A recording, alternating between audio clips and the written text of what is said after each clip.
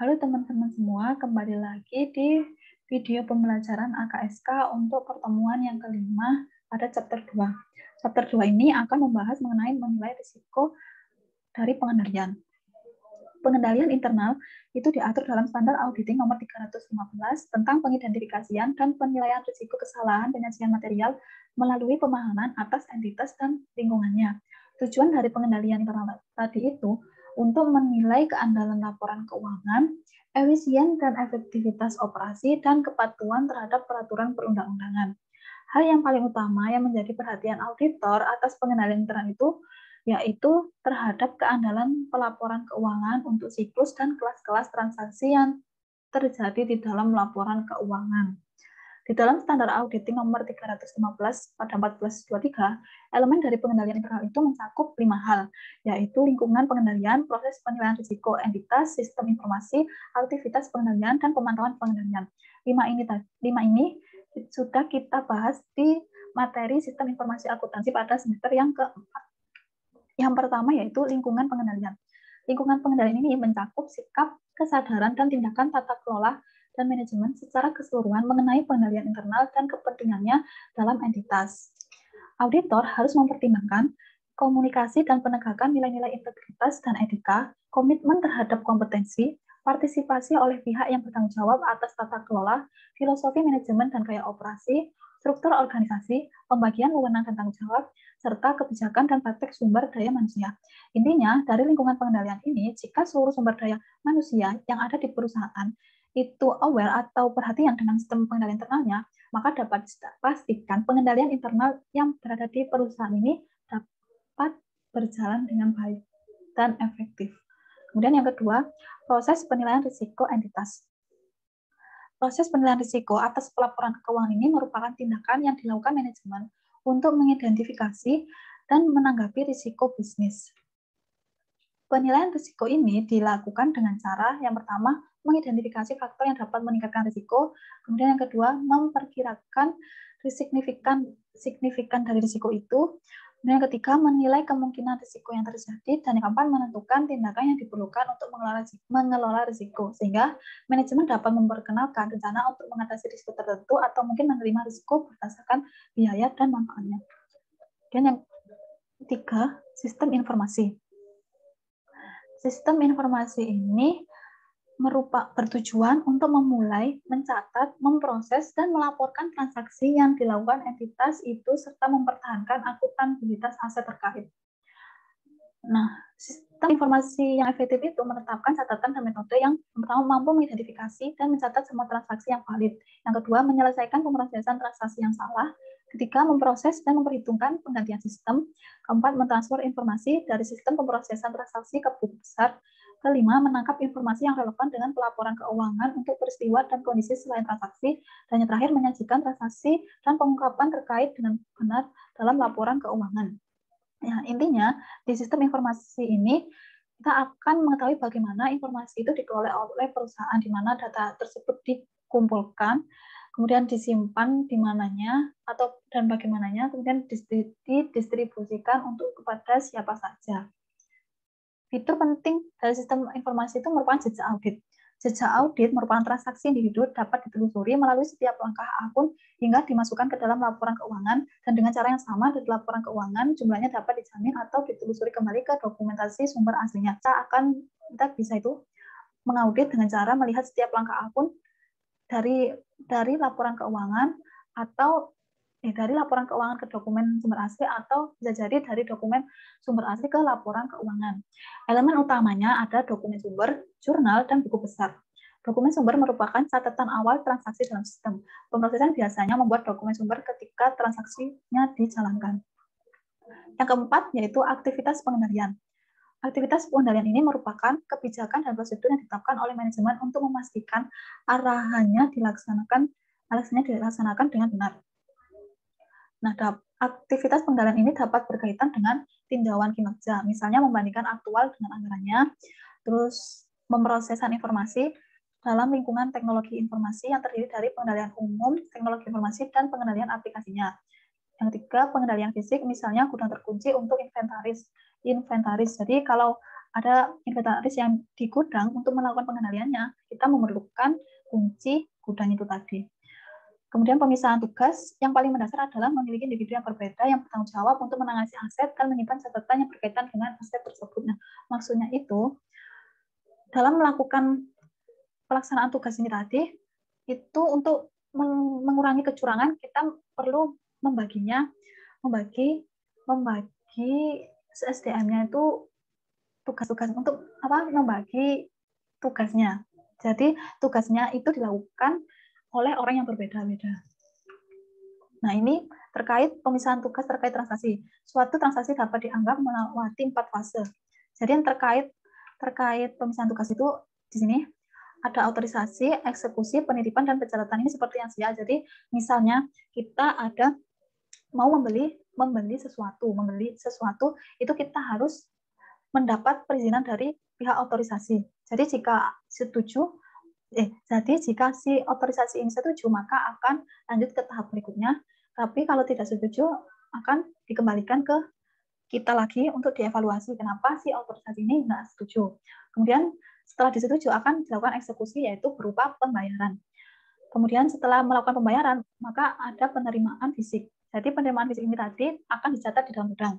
Kemudian setelah diterima, itu kan pencatatannya di dalam sistem akuntansi ini tadi kan di gudangnya, terus di sini itu dicatat di dalam sistem akuntansi perusahaannya. Jadi keempat ini akan dilakukan oleh orang yang berbeda-beda untuk menghindari suatu kecurangannya. Kemudian aktivitas pengendalian mengenai berkaitan dengan asersi laporan keuangan. Nah, ini misalnya itu asersi pada transaksi. Nah, untuk asersi yang kejadian itu akan sama dengan otorisasi dan persetujuan transaksi. Kemudian untuk yang kelengkapan itu ada akuntansi untuk urutan transaksi. Jadi akuntansinya itu akan dinomor-nomori di prenomornya. Kemudian ada akurasi, misalnya memeriksa jumlah dolar ke dokumentasi pendukung.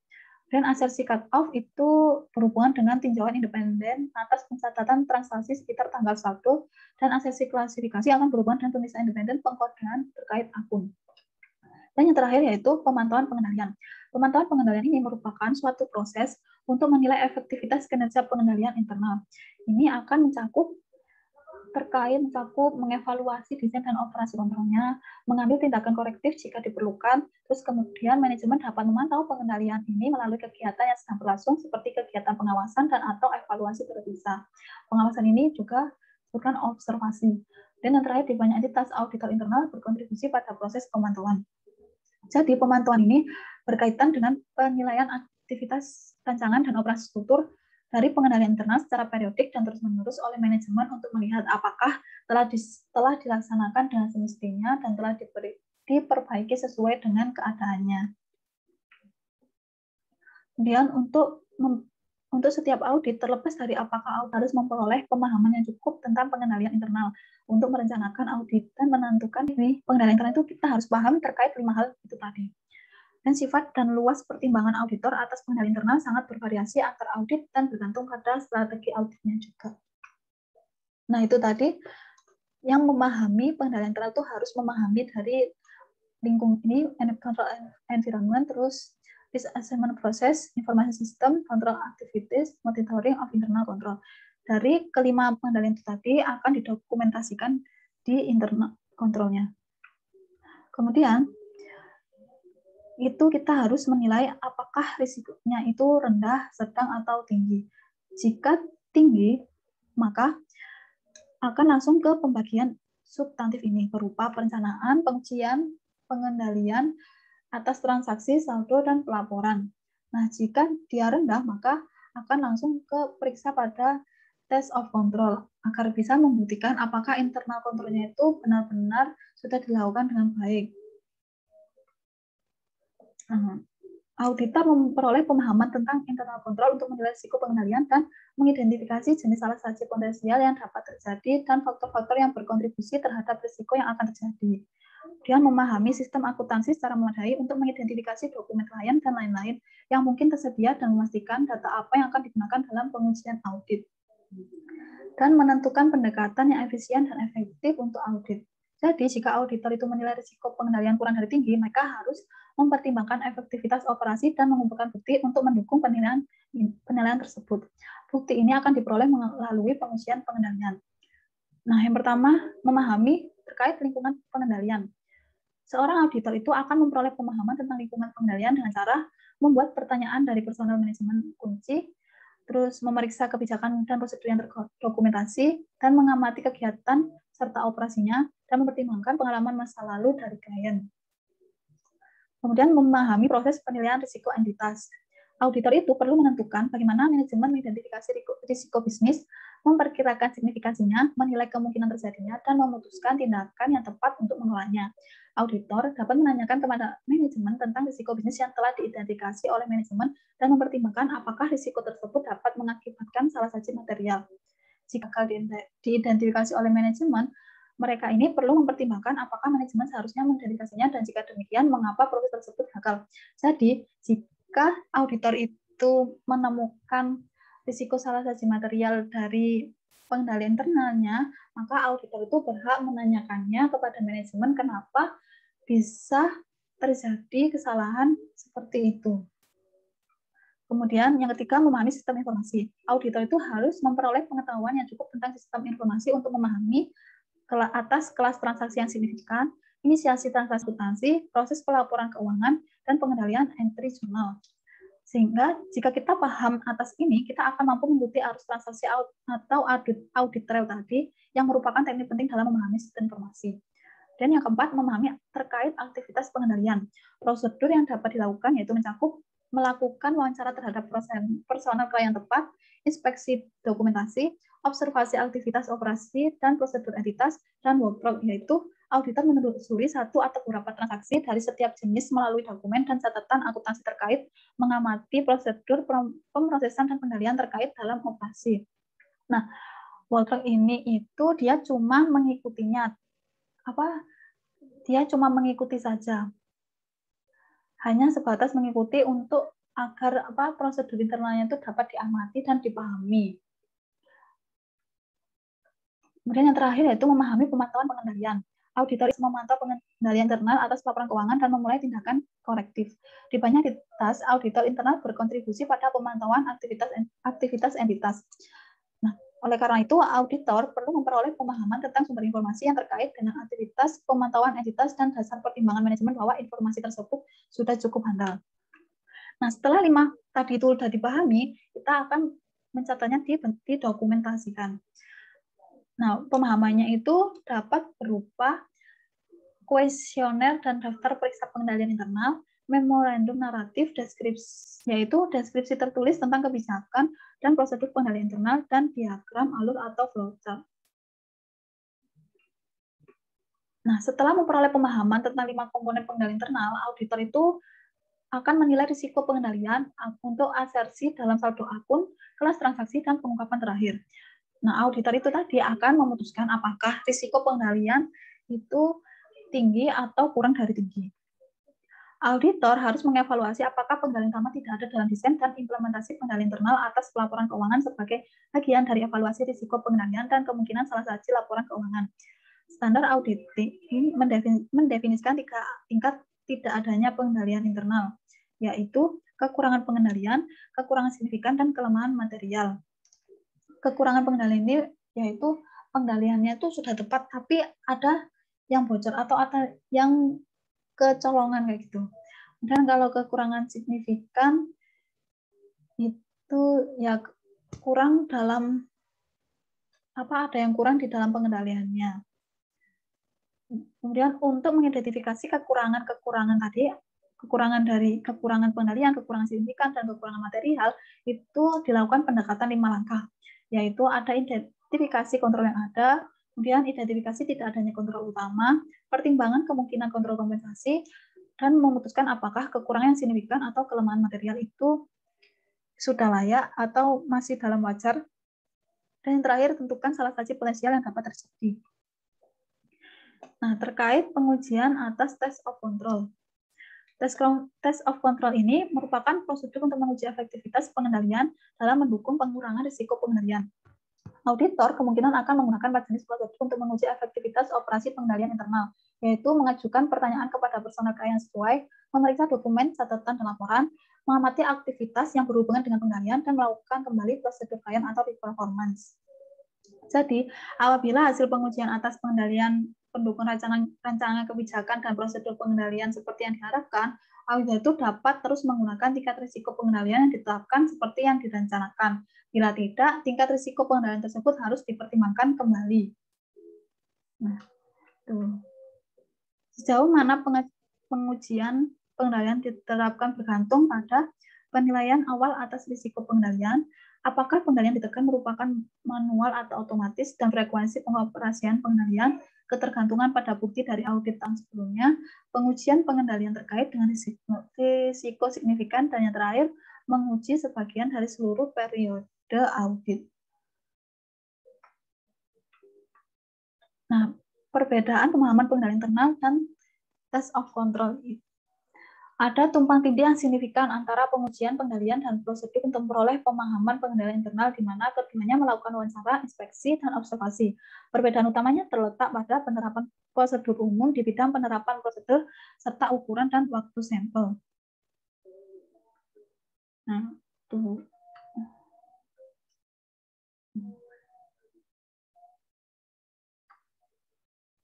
Nah, dampak terhadap pengujian substantif. Auditor menggunakan penilaian risiko pengendalian dan hasil pengujian pengendalian untuk menentukan risiko deteksi yang direncanakan dan pengujian substantif terkait untuk audit laporan keuangan.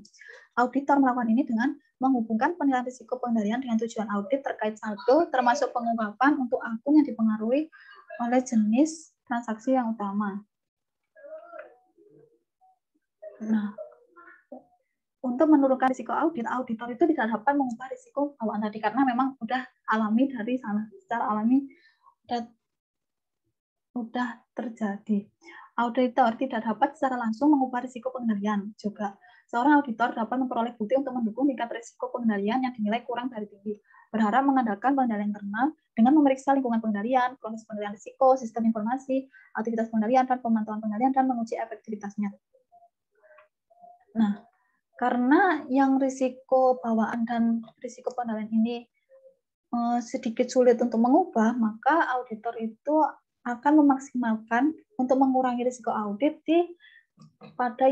mengurangi risiko deteksinya, yaitu dengan cara perencanaan yang memadai, penugasannya tepat dari personel untuk mengaudit tim perikatan, penerapan skeptisme profesionalnya, yaitu bersikap kritis terhadap hal yang kurang wajar, kemudian keputusan yang tepat tentang sifat, saat, dan luas prosedur audit. Keputusan ini dituangkan di dalam program audit dan kinerja yang efektif dari prosedur audit dan evaluasi hasil, serta pengawasan dan penilaian atas pekerjaan yang dilakukan.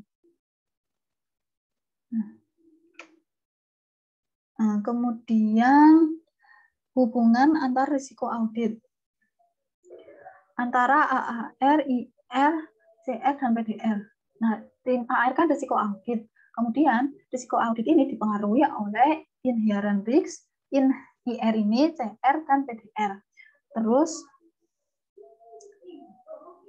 IR dan CR ini berbanding terbalik dengan PDR. Jadi, IR-nya itu tinggi, CR-nya tinggi, PDR-nya itu harus direndahkan. Jadi, IR dan CR ini mempunyai hubungan terbalik dengan PDR. Nah, untuk program audit, menurut standar auditing nomor 300, itu auditor diharuskan untuk mengembangkan dan mendokumentasikan rencana atau program audit. Rencana audit atau program audit adalah daftar rinci prosedur audit yang perlu diterapkan pada saldo atau kelas transaksi tertentu untuk menerapkan strategi audit.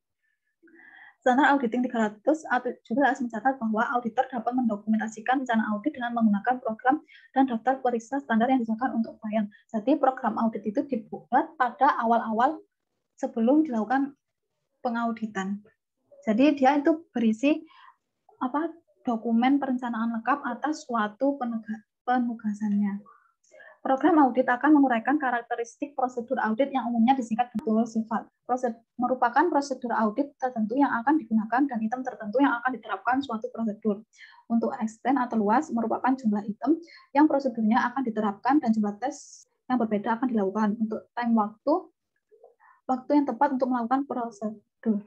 Nah, misalnya itu ada pemeriksaan dari fisik barang. Kebetulan pencatatan barang itu memiliki pengendalian internal yang buruk, di mana IR, inherent risk dan control risk-nya itu tinggi, sehingga risiko deteksinya itu harus diperendah oleh auditor, sehingga akan memperhitungkan dari net ini tadi. Untuk T-nya auditor itu harus memeriksa inventorinya itu pada tanggal yang berdekatan dengan penutupan tahun bukunya. Kemudian untuk yang extenuans, dia akan mempertimbangkan bahwa harus mengumpulkan beberapa bukti sampel dengan menggunakan metode sampling. Kemudian yang untuk natur atau sifat, dia akan memastikan bahwa bukti auditnya itu sudah cukup dan sesuai. Jadi buktinya itu sudah handal. Nah, di dalam program audit ini ada beberapa nomornya. Kemudian yang kedua itu prosedur audit lengkap. Dan yang akan prosedurnya itu siapa, kan dan baik. Kemudian ada waktu pelaksanaannya. Jadi prosedur auditnya ini sudah dibatasi waktunya. Kemudian ada referensi dari menu-menu utama pada program audit. Nah, sekian penjelasan untuk materi AKSK pertemuan kelima. Nah, sekian, terima kasih. Wassalamualaikum warahmatullahi wabarakatuh.